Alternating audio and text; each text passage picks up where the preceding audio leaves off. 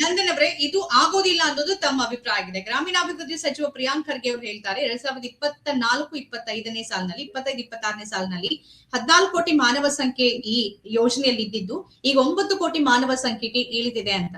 ಯಾವ ಕಾರಣಕ್ಕಾಗಿ ಇಳಿದಿದೆ ಮತ್ತು ಇದು ಗ್ರಾಮೀಣ ಮತ್ತು ಕೃಷಿಕರಿಗೆ ಯಾವ ರೀತಿಯಲ್ಲಿ ತೊಂದರೆ ಆಗತ್ತೆ ಅನ್ನೋದು ತಮ್ಮ ಅಭಿಪ್ರಾಯ? ನೋಡಿ, ಇವಾಗ ಅವರೇ ವಾಲಂಟರಿ ಆಗಿ ಬಂದ್ಬಿಟ್ಟು ಗ್ರಾಮ ಪಂಚಾಯತಿಯಲ್ಲಿ ವರ್ಷದ 365 ದಿವಸ ಅವರು ಕೆಲಸ ಮಾಡ್ಬೋದಾಗಿತ್ತು. ಇವರು ಬಿಜೆಪಿ ಏನ್ ಮಾಡಿದೇನೋ ಜಿ-ರಾಮ್ ಅಂತೇನೋ ಮಾಡಿದ್ಯಲ್ಲ ಹೊಸ ಕಾನೂನು, ಅದರಲ್ಲಿ ಕೆಲವೊಂದು ಸೀಸನ್ ಮಾತ್ರ ಬಂದು ಅವರು ಕೆಲಸ ಮಾಡ್ಬೇಕು. ಅವರು ಏನ್ ಬಡ್ಜೆಟ್ ಕೊಡ್ತಾರೋ ಅದ್ರಲ್ಲಿ ನಾವು ಕೆಲಸ ಮಾಡ್ಬೇಕು. ಇಷ್ಟ ಜನ ಅಂದ್ರೆ ಅಷ್ಟೇ ಕೆಲಸ ಮಾಡ್ಬೇಕು. ಕೇಂದ್ರ ಸರ್ಕಾರ UPA ಏನ್ ತಂದಿತ್ತು ಕಾನೂನು NREG, ಅದರಲ್ಲಿ ಯಾರು ನಮ್ಮಲ್ಲಿ 3 ಜನ ಕೆಲಸ ಇಲ್ಲ ಅಂದ್ರೆ ಹೋಗ್ಬಿಟ್ಟು ನಾವು ಕೆಲಸ ಮಾಡ್ಬೋದಾಗಿತ್ತು, ಕೆಲಸ ಕೇಳ್ಬೋದಾಗಿತ್ತು, ಕೆಲಸ ಸಿಕ್ತಿತ್ತು. ಆತರ ಇತ್ತು ಈ ನಮ್ಮ ಯೋಜನೆ. ಇವ್ರು ಏನ್ ಮಾಡ್ತಿದ್ದಾರೆ ಅಂದ್ರೆ ಜನರಿಂದ ಇವರು ಕೆಲಸವನ್ನು ಕಿತ್ಕೋತಾ ಇದ್ದಾರೆ, ಜನರಿಂದ ಕೆಲಸ ಕಿತ್ಕೋತಾ ಇದ್ದಾರೆ. ನಾವು ಜನರಿಗೆ ಕೆಲಸ ಕೊಡ್ಬೇಕು ಅಂತ ಮುಂದಕ್ಕೆ ಹೋಗಿ ಈ ಯೋಜನೆ ಚಾಲನೆ ಮಾಡಿದ್ವಿ. ಇನ್ನೊಂದು ಮಾಹಿತಿ ಹೇಳ್ತೀನಿ ಮೇಡಮ್, ಈ ಯೋಜನೆಯಿಂದ 14 ಕೋಟಿ ಬಡತನ ಕುಟುಂಬಗಳು BPL ಇಂದ ಹೊರಗಡೆ ಬಂತು. ಈ ಯೋಜನೆಯಿಂದ 14 ಕೋಟಿ, ಒಂದು ಸ್ಟಡಿ ಮಾಡಿದೆ UN ಅವರು, 14 ಕೋಟಿ ಜನರು ಬಡತನದಿಂದ ಹೊರಗಡೆ ಬಂದಿದೆ ಅಂತ ಒಂದು UN ಸ್ಟಡಿ ಮಾಡಿದೆ. ಅದು ಜಗತ್ ಜಾಹಿರ, ಇದು ಏನಪ್ಪಾ ಇತಿಹಾಸ ಪುಟಕ್ಕೆ ಸೇರುವ ಒಂದು ಮಹತ್ವದ ಯೋಜನೆ. ಇದು ಒಂದು 16 ರಾಷ್ಟ್ರಗಳು ಇದನ್ನ ಅಪ್ರಿಶಿಯೇಟ್ ಕೂಡ ಮಾಡಿದ್ದಾರೆ. UN ಅಲ್ಲಿ ಡಾಕ್ಟರ್ ಮನಮೋಹನ್ ಸಿಂಗ್ ಅವ್ರನ್ನ ಈ ಯೋಜನೆ ಬಗ್ಗೆ ಪ್ರಸ್ತಾಪ ಮಾಡಿ ಈ ಯೋಜನೆಗೆ ಒಂದು ಶಬಾಷ್ ಬಂದಿದೆ. ಅಂತ ಯೋಜನೆ ನಾವು ಚಾಲನೆ ನೀಡಿದ್ವಿ. ಯಾಕಂದ್ರೆ ಜನರಿಗೆ ನೇರವಾಗಿ, ನಿಮಿಷ ಮೇಡಮ್, ಜನರಿಗೆ ಹೇಳಿ ಮೇಡಮ್. ಆದ್ರೆ ಇದೇ ಯೋಜನೆಯನ್ನ ವೈಫಲ್ಯಗಳ ಸ್ಮಾರಕ ಅಂತ ನರೇಂದ್ರ ಮೋದಿ ಅವರು ಕರೆದಿದ್ರು, ಮನ್ರೇಗಾ ಯೋಜನೆಯನ್ನ. ನೋಡಿ ಮೇಡಮ್, ವೈಫಲ್ಯಗಳ ಸ್ಮಾರಕ ಅಂದ್ರೆ 11 ವರ್ಷದಿಂದ ಅವ್ರೇನು ಕಡ್ಲೆಕಾಯಿ ತಿಂತಿದ್ರ? ಅವ್ರದೇ ಸರ್ಕಾರ ಇತ್ತು, ತನಿಖೆ ಮಾಡಿಸ್ಬೇಕಾಗಿತ್ತು. ಏನಾಗಿದೆ ವೈಫಲ್ಯಗಳನ್ನ, ಒಂದು ಲೂಪ್ ಹೋಲ್ ಏನಿದೆ ಅಂತ ಜನರ ಮುಂದೆ ಬಂದು ಹೇಳ್ಬೇಕಾಗಿತ್ತಲ್ವಾ? ಅವ್ರಿಗೆ ಸಮಸ್ಯೆ ಇರೋದು ಮಹಾತ್ಮ ಗಾಂಧಿ, ದೊಡ್ಡ ಸಮಸ್ಯೆ ಇರೋದು ಮಹಾತ್ಮ ಗಾಂಧಿ. ಸೆಕೆಂಡು, ರಾಜ್ಯಕ್ಕೆ ಕೊಡಲಿ ಪೆಟ್ಟುಗಳನ್ನ ಹೆಂಗಾರ ಮಾಡಿ ಕೊಡ್ತಾ ಇರ್ಬೇಕು, ಅವ್ರ ಅನುದಾನದಲ್ಲಿ ಕಟ್ ಮಾಡ್ತಾ ಇರ್ಬೇಕು ಅನ್ನೋ ಒಂದು ಇಂಟೆನ್ಷನ್ ಇಟ್ಕೊಂಡು ಈ ಯೋಜನೆನ ಟ್ವೀಕ್ ಮಾಡ್ಬಿಟ್ಟು ಹಿಂಗೆ ತಂದಿಟ್ಟಿದ್ದಾರೆ. ಮುಂದೊಂದಿನ ದಿನಗಳಲ್ಲಿ ನೀವೇ ಡಿಬೇಟ್ ಮಾಡ್ತೀರಾ ಹೇಳ್ತೀನಿ. ಜನ ಯಾರು ಮುಂದಕ್ಕೆ ಹೋಗಲ್ಲ, ಕೆಲಸ ಕೇಳ್ಕೊಂಡು ಹಿಂದಕ್ಕೆ ಬರ್ತಾರೆ. ಅವಾಗ ಬಡ್ಜೆಟ್ ಅಲೋಕೇಶನ್ ಮಿಗುತ್ತೆ, ಅವರು ಇದೇ ದುಡ್ಡನ್ನ ತಗೊಂಡೋಗಿ ದೊಡ್ಡ ದೊಡ್ಡ ಕಾರ್ಪೊರೇಟ್ ಉದ್ಯೋಗಪತಿಗಳಿಗೆ ತಗೊಂಡ್ ಕೊಡ್ತಾರೆ. ಮುಂದೊಂದಿನ ದಿನಗಳಲ್ಲಿ ಇದು ಹಾಗೇ ಆಗುತ್ತೆ, ಬರೆದಿಟ್ಕೊಂಡ್ಬಿಡಿ. ಮುಂದೊಂದು ದಿನಗಳಲ್ಲಿ ಈ ಸರ್ಕಾರ ಇರೋದು ಅದಾನಿ ಅಂಬಾನಿಗೆ ಹೊರತು ತಿಮ್ಮಣ್ಣ ಬೊಮ್ಮಣ್ಣಂಗಿಲ್ಲ ಈ ಸರ್ಕಾರ. ಹಾಗಾಗಿ ಇವ್ರು ಏನಾರ ಮಾಡಿ ಫಸ್ಟ್ ಮಹಾತ್ಮ ಗಾಂಧಿ, ಸೆಕೆಂಡು ರಾಜ್ಯ ಸರ್ಕಾರಗಳಿಗೆ ಇವರು ಕೊಡ್ಲಿ ಪೆಟ್ಗಳನ್ನ ಕೊಡ್ತಾನೆ ಇರ್ಬೇಕು. ಅವ್ರ ಅನುದಾನಗಳು ಕಿತ್ತಿ ರಕ್ತ ಹೀರ್ತಾ ಇರ್ಬೇಕಲ್ಲ, ಆತರ ಇವರು ರಕ್ತ ಹೀರೋ ಮಟ್ಟಕ್ಕೆ ಕೊಟ್ಟೋಗಿದ್ದಾರೆ. ಹೆಂಗಾರ ಮಾಡ್ಬಿಟ್ಟು ಒಂದ್ ರೂಪಾಯಿ ಕೊಡ್ತಾ ಇರೋಂಗೆ ಮಾಡೋ ಯೋಚನೆ ಈ ಸರ್ಕಾರ, ಇದು ಕೇಂದ್ರ ಸರ್ಕಾರ ನಿಂತಿದೆ ಅಂತ ನಮ್ಗೆ ಅನ್ನಿಸ್ತಾ ಇದೆ ಮೇಡಮ್. ಸರಿ ಲೋಹಿತ್ ಅವರೇ, ಈಗ ನೀವು ಹೇಳಿದ್ರಿ 100ರಿಂದ 125 ದಿನಕ್ಕೆ ನಾವು ಉದ್ಯೋಗದ ಖಾತ್ರಿಯನ್ನ ಹೆಚ್ಚಿದೀವಿ ಅಂತ. ಆದ್ರೆ ಇದನ್ನ ವಾಸ್ತವದಲ್ಲಿ ನೋಡಿದ್ರೆ 2024-25ನೇ ಸಾಲಿನಲ್ಲಿ ಕಾರ್ಮಿಕರು ಅಂತಂದ್ರೆ ಈ ಕೃಷಿ ಕಾರ್ಮಿಕರು, ಬೇರೆ ಕಾರ್ಮಿಕರು ಮನ್ರೇಗಾ ಯೋಜನೆ ಅಡಿಯಲ್ಲಿ ಸರಾಸರಿ 50 ದಿನಗಳ ಕೆಲಸವನ್ನ ಮಾಡಿದ್ದಾರೆ.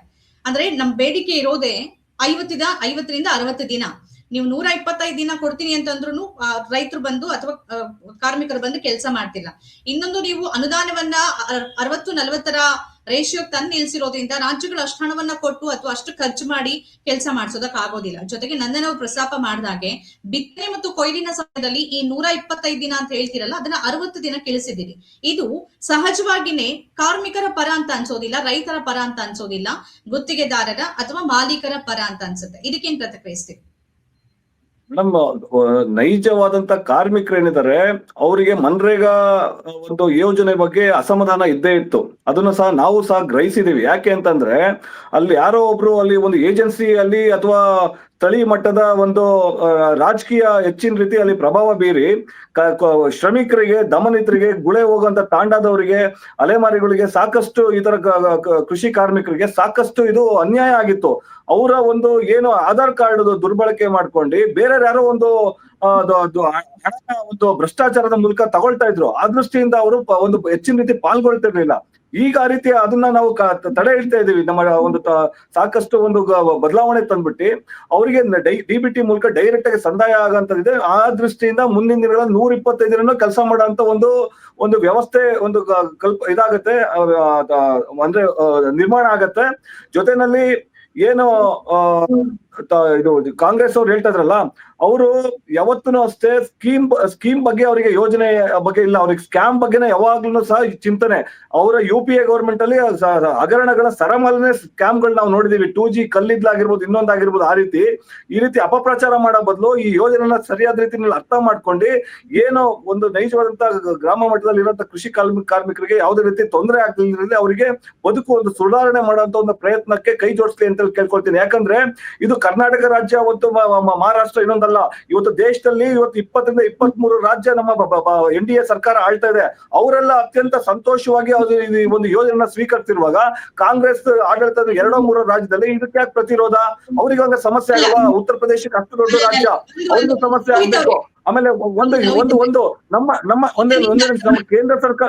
ನಮ್ಮ ಕೇಂದ್ರ ಸರ್ಕಾರದ ಯೋಜನೆಗಳಿಗೆ ಯಾವ ರೀತಿ ತಾತ್ಸಾರ ಅಂತಂದ್ರೆ ಮೇಡಮ್, ಒಂದೇ ಒಂದು ಅತ್ಯಂತ ಒಂದು ಶ್ರೇಷ್ಠವಾದಂತ NEP ನ್ಯಾಷನಲ್ ಎಜುಕೇಶನ್ ಪಾಲಿಸಿ ತರೋದಕ್ಕೆ ಬಿಡಲಿಲ್ಲ ಇವರು.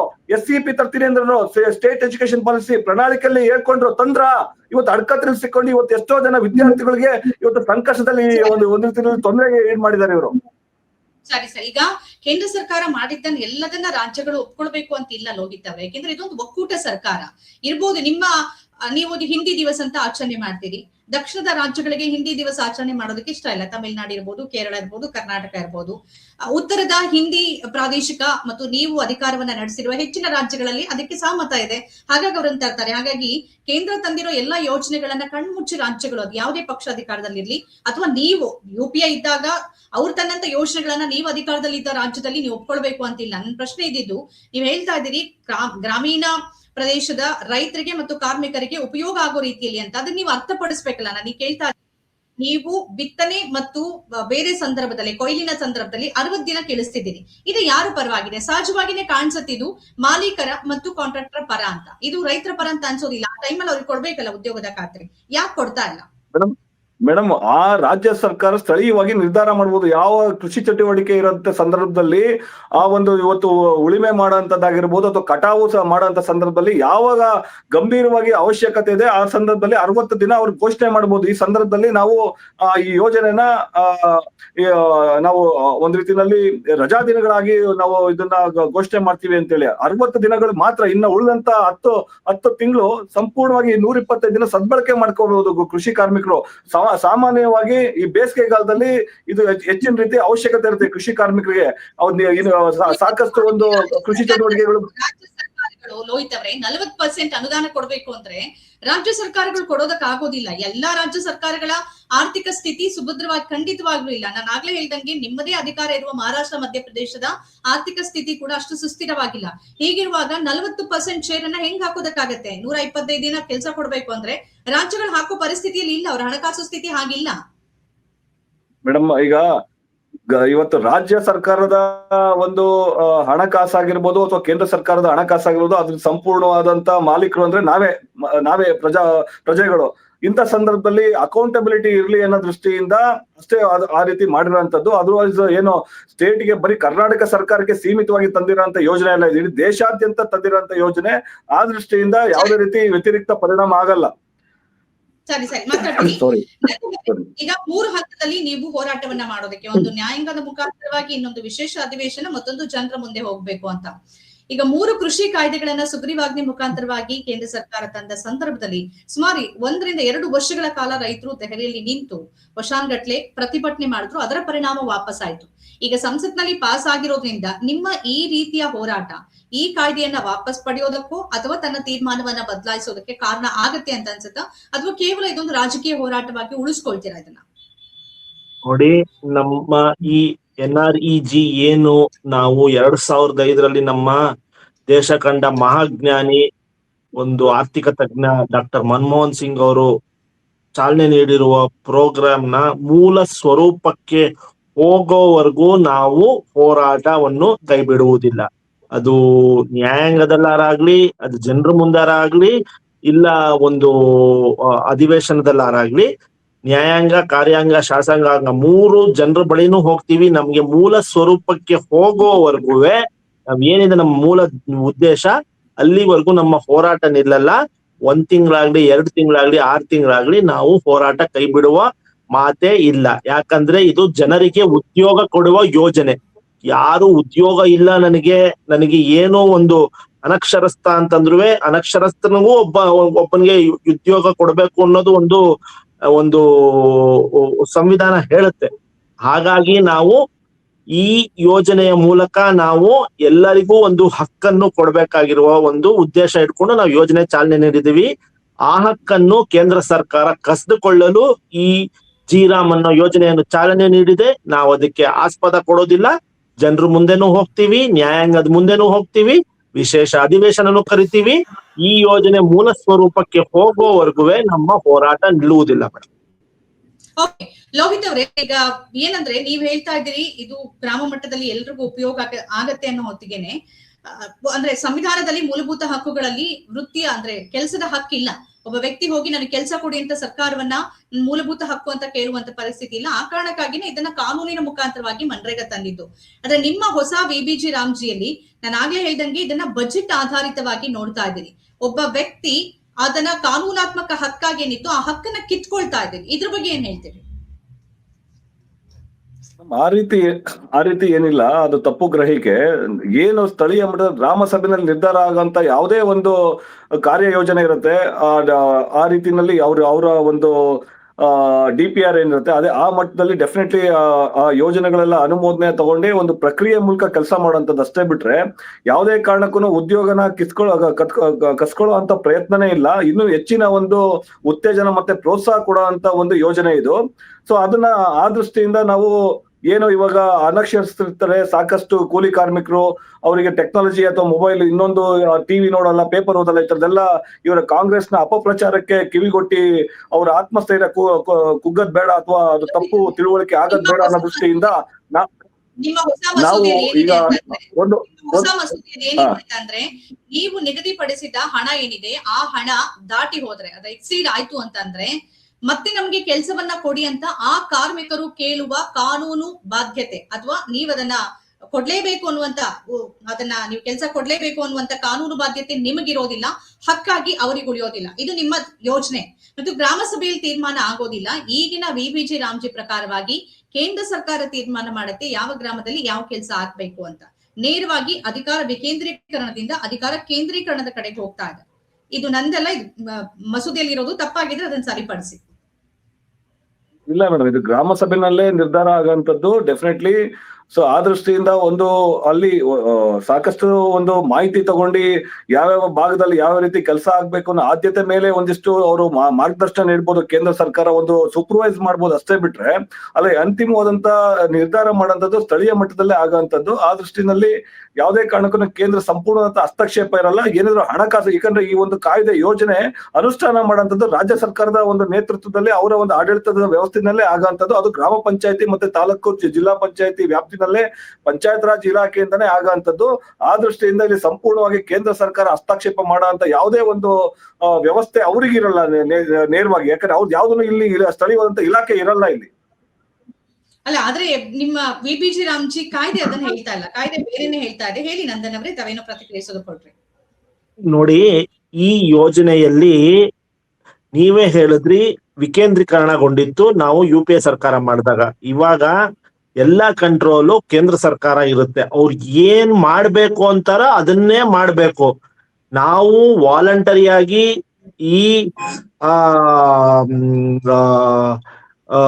ಕೂಲಿ ಕಾರ್ಮಿಕರು ಅವರು ಮಾಡಕ್ಕೆ ಆಸ್ಪದ ಕೊಡಲ್ಲ. ಹಾಗಾಗಿ ಇದೊಂಥರ ಫೋರ್ಸ್ಫುಲಿ ನೋಡಿ ಅವ್ರ ಬಾಯಲ್ಲೇ ಬಂತು DPR ಮಾಡ್ಬೇಕು ಅಂತ. ನಮ್ಮ UPA ಸರ್ಕಾರ ಅವಧಿಯಲ್ಲಿ ಈ ತರ ಕಾನೂನುಗಳು ಏನು ಇರ್ಲಿಲ್ಲ. ಅವರು ಗ್ರಾಮ ಪಂಚಾಯತಿ ಏನ್ ಡಿಸೈಡ್ ಮಾಡ್ತಾರೋ ಅದನ್ನ ಮಾಡ್ಕೊಂಡು, ಇವಾಗ ದೂರದ 2000 ಕಿಲೋಮೀಟರ್ ದೂರದಲ್ಲಿ ಕೂತ್ಕೊಂಡು ಡಿಸೈಡ್ ಮಾಡಕ್ಕಾಗತ್ತ? ನಮ್ಮ ಯಾವ್ದೋ ನಾವು ಉತ್ತರ ಕರ್ನಾಟಕದಲ್ಲಿ ಗುಲ್ಬರ್ಗದಲ್ಲೋ, ಆಳಂದದಲ್ಲೋ, ಇಲ್ಲ ಮಂಡ್ಯದಲ್ಲೋ, ಮೈಸೂರಲ್ಲೋ, ಇಲ್ಲ ಬೆಂಗಳೂರಲ್ಲೋ, ಇಲ್ಲ ಯಾವ್ದೋ ಒಂದು ದೂರದ ಹಳ್ಳಿಲಿ ಕೂತ್ಕೊಂಡು ಡೆಲ್ಲಿಯವ್ರು ಡಿಸೈಡ್ ಮಾಡ್ಬೇಕಾ ನೀನ್ ಈ ಕೆಲಸ ಮಾಡ್ಬೇಕು, ನೀನ್ ಈ ಕೆಲಸ ಮಾಡ್ಬೇಕು ಅಂತ? ನಮ್ಮ ಮೂಲ ಉದ್ದೇಶ ಆಯ್ತು ಏನು ಅಂತಂದ್ರೆ ಅಧಿಕಾರದ ವಿಕೇಂದ್ರೀಕರಣ ಮಾಡ್ಬೇಕಾಗಿತ್ತು. ಅದೇ ನಮ್ಮ ರಾಜೀವ್ ಗಾಂಧಿ ಅವರ ಒಂದು ಉದ್ದೇಶ ಆಗಿತ್ತು. ಅದರಿಂದನೇ ಅವರು ಗ್ರಾಮ ಪಂಚಾಯತಿ ಮಟ್ಟದಲ್ಲಿ ಒಂದು ಇದನ್ ಮಾಡಿದ್ರು. ಈ ಹಕ್ಕನ್ನು ಕಸಿದುಕೊಳ್ಳಲು ನರೇಂದ್ರ ಮೋದಿ ಸರ್ಕಾರ, NDA ಸರ್ಕಾರ ಅವರು ನಿಂತಿದ್ದಾರೆ. ಅದಕ್ಕೆ ನಾವು ಆಸ್ಪದ ಕೊಡಲ್ಲ. ನಾವು ರಸ್ತೆಯಲ್ಲೂ ಶಾಸಕಾಂಗ ನ್ಯಾಯಾಂಗದಲ್ಲೂ ಹೋರಾಟ ಮಾಡ್ತೀವಿ ಮೇಡಮ್. ಹೇಳಿ ಲೋಹಿತ್ ಅವರೇ. ಮೇಡಮ್, ಇದು ಸಂಪೂರ್ಣ ತಪ್ಪು ತಿಳುವಳಿಕೆ. ಆ ರೀತಿ ಏನಿಲ್ಲ. ಹಾ ಮೇಡಮ್, ಸಂಪೂರ್ಣ ತಪ್ಪು ತಿಳುವಳಿಕೆ. ಆ ರೀತಿ ಇಲ್ಲ. ಏನು ಗ್ರಾಮ ಸಭೆನಲ್ಲಿ ಸ್ಥಳೀಯವಾದಂತ ನಿರ್ಧಾರ ಆಗತ್ತೆ ನೋಡಿ. ಈಗ ಇವರು ವಿಕೇಂದ್ರೀಕರಣದ ಬಗ್ಗೆ ಜಾಸ್ತಿ ಮಾತಾಡ್ತಾ ಇದ್ರಲ್ಲ ಕಾಂಗ್ರೆಸ್ ವಕ್ತಾರರು. ಇದುವರೆಗೂ 5 ವರ್ಷ ಆದ್ರೂ ಗ್ರಾಮ ಪಂಚಾಯತ್, ಜಿಲ್ಲಾ ಪಂಚಾಯತ್, ತಾಲೂಕ್ ಪಂಚಾಯತ್ ಚುನಾವಣೆ ಮಾಡಲ್ಲ. ಇನ್ ಇವ್ರಿಗೆ ಯಾವ ನೈತಿಕತೆ ಇದೆ ವಿಕೇಂದ್ರೀಕರಣದ ಬಗ್ಗೆ ಮಾತಾಡೋದಕ್ಕೆ? ಇನ್ನು ಚುನಾವಣೆ ಮಾಡುವಂತ ಒಂದು ಅವರಿಗೆ ಇದೇ ಇಲ್ಲ, ಅವರಿಗೆ ಬದ್ಧತೆನೇ ಇಲ್ಲ. ಈ ದೃಷ್ಟಿಯಿಂದ ಈ ಯೋಜನೆ ಬಗ್ಗೆ ಸೀಮಿತವಾಗಿ ಚರ್ಚೆ ಮಾಡೋದಾದ್ರೆ ಮೇಡಮ್, ಇದು ಎಲ್ಲ ಒಂದು ಕೂಲಿ ಕಾರ್ಮಿಕರಿಗೆ, ಕೃಷಿ ಕಾರ್ಮಿಕರಿಗೆ ಎಲ್ಲರಿಗೂ ಸಹ ಪೂರಕವಾಗಿದೆ. ಆಮೇಲೆ ಈ ಯೋಜನೆ ಮೂಲಕ ಸಾಕಷ್ಟು ಒಂದು ಗ್ರಾಮ ಮಟ್ಟದಲ್ಲಿ ಬದಲಾವಣೆ ಆಗತ್ತೆ. ಇವತ್ತು 40-60 ಅನ್ನೋದು ಒಂದೇ ಒಂದು ಸಣ್ಣ ಒಂದು ಆಕ್ಷೇಪ ಅವರು ಪ್ರತಿ ಬಾರಿ ಮಾಡ್ತಾ ಇದಾರೆ. ಬಟ್ 40-60 ಅಂದ್ರೆ ಇರೋದ್ರಿಂದ ಏನಾಗತ್ತೆ, ಎಷ್ಟು ಕೆಲಸ ಮಾಡ್ಬೋದು ಅಷ್ಟು ಕೆಲಸ ಮಾಡೋ ಸಂಪೂರ್ಣದಂತ ಅವಕಾಶ ಆ ರಾಜ್ಯ ಸರ್ಕಾರಕ್ಕೆ ಇದೆ. ಜೊತೆನಲ್ಲಿ ಆ 40% ಇರೋದ್ರಿಂದ ಹೆಚ್ಚಿನ ಒಂದು ಪಾರದರ್ಶಕತೆ ಮತ್ತೆ ಒಂದು ಯಾವ ಭ್ರಷ್ಟಾಚಾರ ರಹಿತ ಒಂದು ಲೆಕ್ಕಾಚಾರ ಮತ್ತೆ ಇನ್ನೊಂದು ಯಾವುದೇ ರೀತಿ ಹಣಕಾಸು ವ್ಯರ್ಥ ಆಗ್ದಲೆ ನೈಜವಾದಂತ ಕೆಲಸ ಕಾಮಗಾರಿಗಳು ಆಗತ್ತೆ. ಆ ಕೂಲಿ ಕಾರ್ಮಿಕರಿಗೆ ಏನು ಅವರ ಶ್ರಮಕ್ಕೆ ತಕ್ಕಂತ ಅವರಿಗೆ ಗೌರವ ಮತ್ತೆ ಬೆಲೆ ಅಥವಾ ಸಂದಾಯ ಆಗತ್ತೆ ಅನ್ನೋ ದೃಷ್ಟಿ ಅಷ್ಟೇ ಬಿಟ್ರೆ, ಅಲ್ಲಿ ನಾವು ಸಂಪೂರ್ಣವಾಗಿ ಇದರಲ್ಲಿ ಲಕ್ಷಾಂತರ ಕೋಟಿ ವ್ಯರ್ಥ ಆಗ್ತಾ ಇದ್ದಿದ್ದರಿಂದ, ಭ್ರಷ್ಟಾಚಾರ ಆಗ್ತಿರೋದ್ರಿಂದ ಅದನ್ನು ತಡೆಯುವಂತ ಒಂದು ಪ್ರಕ್ರಿಯೆ.